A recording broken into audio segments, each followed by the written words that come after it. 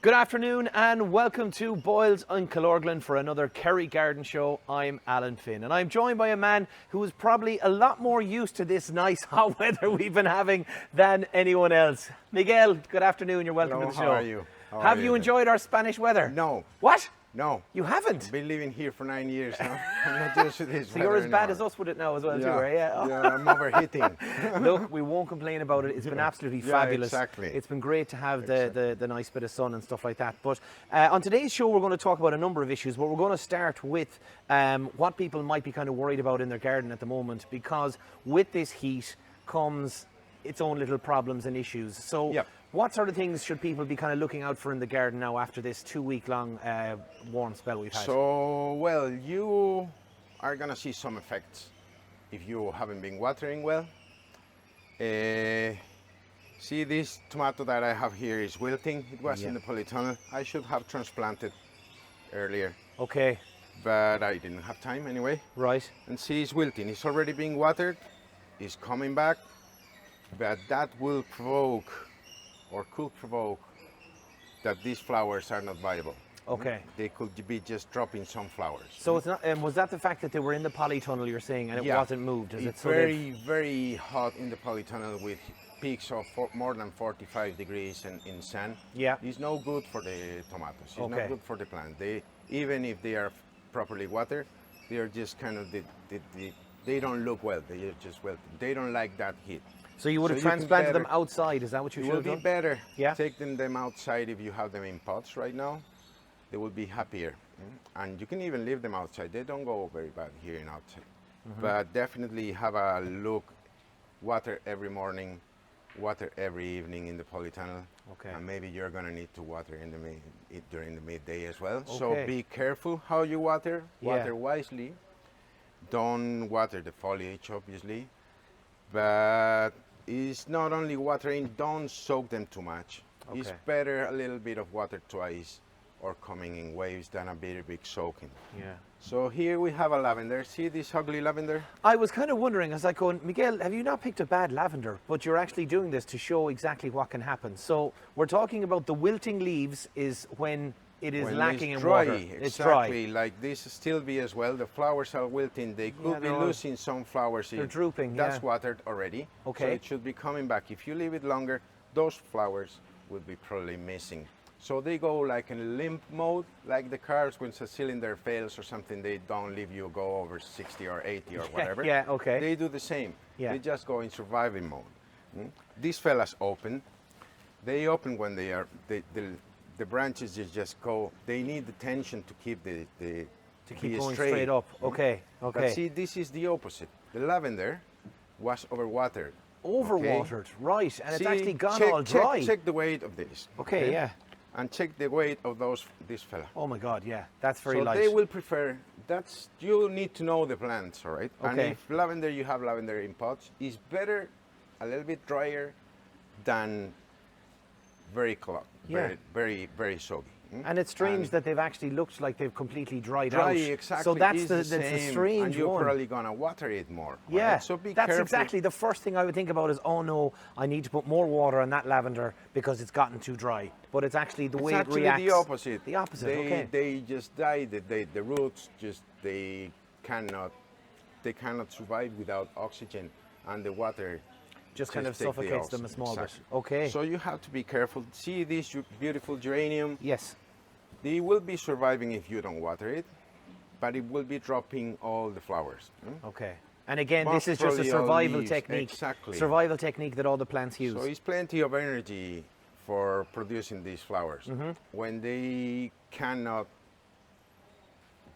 take it, they don't have enough water or nutrients, what they do is get rid of the non-necessary things to survive. So what they want is right there. they will be ready to come back again as soon as they have the right conditions. But it's tricky watering, so you should be watering early in the morning, watering late in the afternoon. Always try to go under the foliage. Yes. If you cannot do it under the foliage, you can get sprinklers. I was wondering. And I thought I get- was going to have a little bit of fun in the lovely hot weather. We've got a little hose lock sprinkler here. Yep. which obviously is something that can take a lot of the hard work out of things for people. You lay this obviously down your lawn, maybe close to your plants, or how? What's kind of the best way to do it? What I will do with this weather now Yeah. is you can get one of these battery clocks that you attach to the top, and attach these Yeah. and program it at night. 1 hour at 9 o'clock or 10 or 11, and then another hour or whatever it needs, you know. And you can get a small you don't need a very complicated machine, just a plug-in in the water tap with a battery, so you can control the watering times and do it at night. Shrubs or lawn or whatever you want, but you can just, it's not very pricey. Yeah. You can find them from 30. And they can cover up to 18 meters, which is great. And you can adjust how much water as well actually goes out. So there's loads of a very interesting thing. Yeah. Because what you might be not able to water in certain parts of the day, even if it's not sunny, it could be too hot. See, I'm wearing 50. I'm wearing a 50 protection. Factor 50, yeah. So don't forget wearing protection. Massively. I think we've all learned that now over the last couple of, the last week or so. Yeah, and hat or something to protect you. But definitely try not to do gardening in certain times of the year. You could even collapse. You're talking about the midday as well too, basically from 12 until 3 o'clock. Yeah, you know, it's a bad time to go out into the garden. So just be careful. Watering the lawn is, it could be... So let's go to that point, because obviously then we have talked about the plants. They're limping, they look a little bit sometimes they look a bit dry. Our gardens, so if we've got a couple of brown patches, people might just start panicking and they go, oh, what tends to cause that? It's not just it's not just the heat that's kind of done that as well, is it, Miguel? Yeah, if you go too low, people tend to do it. I see it every day, and they did it in the middle of the heat. I've been seeing a few plots of land. Yeah. And I just, no, you're no. And now a few days after, it's all yellow. You are bleaching the green parts. Even I have an indoor plant that is an outdoor plant in Spain. I took it out from inside to outside the other day. I put it in the sun. She loves the sunshine. All the leaves are bleached. Okay. So that color. part that wasn't exposed to the sun, when you cut the green part, that part goes yellow immediately. It dries out. Yeah. So it's better not cutting very low. When it's. You should be cutting now once a week. You should be mowing that once a week. But be careful with the height. It's better leaving it in the highest right now rather than going too low. And if certain parts of people's gardens have gone that brown, Miguel, what is that patch now lost? People they can sometimes go, maybe I need to feed it, or maybe I need to put down some seed. It doesn't quite do that. It just goes to a dormant stage again, isn't it? Well, that patch is probably alive. It just needs to start again. Yes. It could be needing a little bit of grass seed or something, but normally you have in mind that these mixes, lawn mixes, are mostly all invasive, so it should be taken over again unless the moss take over first. Okay, yeah. But in this weather, it shouldn't be a problem. No, the moss won't be like this. It's tricky. You shouldn't be cutting very low. You should be watering the lawn now. Not now, not right now, but you should be thinking in watering the lawn. Get one of these sprinklers or something like that, and don't forget that they don't have a very, very deep root, so shallow area. I'm going to throw another one at you. All right. I'm going to throw another one at you, because one thing has been very popular with a lot of families is the old swimming pool. So the blow-up swimming pool has been out. It's been in the middle of the garden. Yeah. It's been pretty full of water. But one thing that I've noticed, because I've done it before in the past, is that underneath, unless you move it around the garden, it completely destroys the grass underneath it, doesn't it? Yeah, it does. It does. It's no light. It's like if you put a plastic mat on top of it. On top of it, yeah. Or a plant or something, it will kill it. Yeah. And eventually it could be coming back again. But most probably you are going to need to reseed that. And you probably won't have the same seed you bought. Yeah, that you originally had, and there's a different nice colour. Different colour circle around. It looks lovely in the garden where I have. The lads didn't have it this year now, but I know a lot of people will actually have that problem and issue. And I guess that's the one thing I kind of learned, is that you need to just move it after a day or so, move it around. And obviously using a lot of water, we are possibly getting to the stage where some parts of the county, Miguel, would also kind of go into drought. So then there might be water restrictions in certain parts. So, you know, be careful in conserving your water. Exactly. You know, having a little water butt is a great thing to have at these sort of times. Yeah, yeah, even a little bit helps. And but it's also essential. It's better watering properly once than doing it 20 times and leaving the water just going to somewhere. Wherever. So that's what I was saying. Water wisely, and if you have to go in waves because the soil will take. If you don't want the water run through with where it's very dry, you have to give it a quick soak and then come back again, and maybe come back again a third time. Okay. To make the water just filter, just Down to instead the right of areas where it needs to be. The problem now is some soils they become hydrophobic, so they want hydrophobic. What do you mean with that now? They don't like the water now. Oh. They just the water just or goes through or just runs. Is that because when the soil gets really compacted and you start cracks in the lawn and stuff? Because I've seen that now. Yeah. Especially clay soils are complicated after these situations to bring back to the full saturation with water. Yeah. Okay. So it's tricky. Yeah. Keep an eye on the watering. Just logic. Yeah. It's better. You have to just dig a little bit and see how deep it's going. Okay. Because sometimes you just dig a little bit and it's just a couple of inches or 3 inches, so you need to water more. Okay. Be wise, observe the plants. Yeah. And now, talking about observing the plants, now is a good time to keep an eye on them because there's plenty of diseases and pests that are coming with the heat and the humidity. So what sort of pests love this humidity? Well, you have green fly, white fly, caterpillars.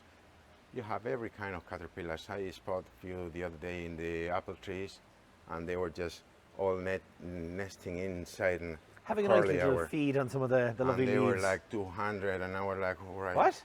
Who are you? Give me your name. Yeah. And your ID, your passport. Wow, so there was a load of them up on the apple tree. And a few of them in a birch, in a white birch. Yeah. And they are not the large ones. There's very small ones, so you don't see them. Oh, okay. You only see the leaf, and when you take one leaf, it's not only one; it's plenty of them. So you just have to keep an eye. Yeah. White flies, green flies in roses, or even in trees, in fruit trees. White fly, what they do is they just get the leaves like they just curl into themselves. Okay. Because they suck all the nutrients of the leaves. So that will be probably dropping apples, making the tree or the plant weaker and more susceptible to be attacked by other pests. White flies, green flies, it doesn't matter. They more or less do the same thing. It's just basically suck the. So one is okay, but if you see one is like rats, is 20 around. Okay, right. There's always going to be more. So keep an eye, especially the roses. If you have roses, go to the roses. The roses will tell you what is probably in some other places of your garden. Mildew. Well, caterpillars are terrible now. Some people call them butterflies. Yes. I call them flying caterpillars. And they look so pretty. They pretty, you know. And they are. But the damage they do to your garden, I suppose, is the one thing you need to be aware of. At the end, it's a balance. Yeah. Everything is a balance. You cannot be treating everything every day. You just have to be a balance between nature and gardening. Yeah. But just keep an eye now in certain things that can ruin or can kill a plant or make it very weak. And we have our Bug Clear Ultra for vine weevils. Is that another big one at the moment? I see the Rose Clear is here, and of course we've had the spray bottle, of course. Vine weevils, are they also a real... Vine weevils are a very big problem in Ireland. Yeah. Are a very big problem. And it's one of these things that inspectors look for when they come around here. Okay. Vine weevil. Because they can actually be imported from nurseries or from outside of the country. Yeah, exactly. And you don't see them till the plant is dead. Basically, the plant is all right today, and then tomorrow is wilting. You think that is underwater, but you pull a little bit, and the whole aerial part comes with you. If you have vine weevils, I will recommend you not only treating it, try to hand pick them and feed the birds. Yeah. The birds love them. The birds love them, okay. And if not, just be careful how to dispose them. Don't just leave them into the neighbor's garden. Just The neighbour won't appreciate it either. no, but just try to double back the plant, double back the soil, and dispose it in somewhere. Okay. Somewhere Because they are a real real trouble. Yeah. Well, listen, that's kind of we've got through a lot of time there now and all this sort of stuff, and we might actually come back and mention some of the other stuff in the next show, next week's show. But before we go, we want to talk about a little plant of the week here. Yeah. Isn't that right, Miguel? We're going to start doing a plant of the week. A little plant of the week with a 10% discount.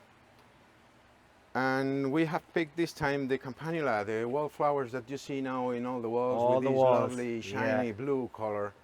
And they are very hardy plants. They are perennials. They will be back next year. Beautiful, yeah. And they are very beautiful, very beautiful. They can do it in rockeries, as you all can Great for see ground cover, or just as you said, putting in those well, little... you can. Some of them are better. In these ones we are going to offer is more wallflower. Wallflowers, but you have some varieties that are ground cover. Okay. And very nice, slightly different flowers, but very nice, nice spreading plants. Okay. They are very reliable. Actually, very nice. They give a very nice touch of colors in these. Oh, they're beautiful. In these old stone walls that you see everywhere. I love how the flower just comes up and then out. Like, that's the one thing I love about the campanula, is they're just beautiful like that. So it's a lovely, rich purple color, and there's plenty of well. varieties, but most of them are very well adapted to this weather. Yeah. And they are very, very interesting plants. Excellent, And excellent. that's what we're going to have. Right, our with a plant of the 10% week. discount.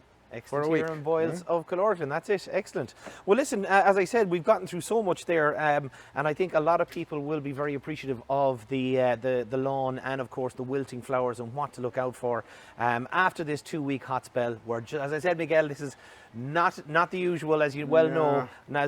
But listen, just make sure you get out in your garden, look after your roses, look after all the necessities, and your plants will do the talking. Isn't that right, Miguel? Exactly. They'll tell you what's wrong. They will tell you. You only need to listen to them. Yeah. All right. Okay, so from the plant whisperer and myself, that is pretty much it for this week here on The Garden Show. Thanks as always for listening and for watching on YouTube and our Facebook page. And do remember to hit a like and let us know any comments in the bottom of the video as well. Until next time, from myself, Miguel, and everyone here, happy gardening. Thank you.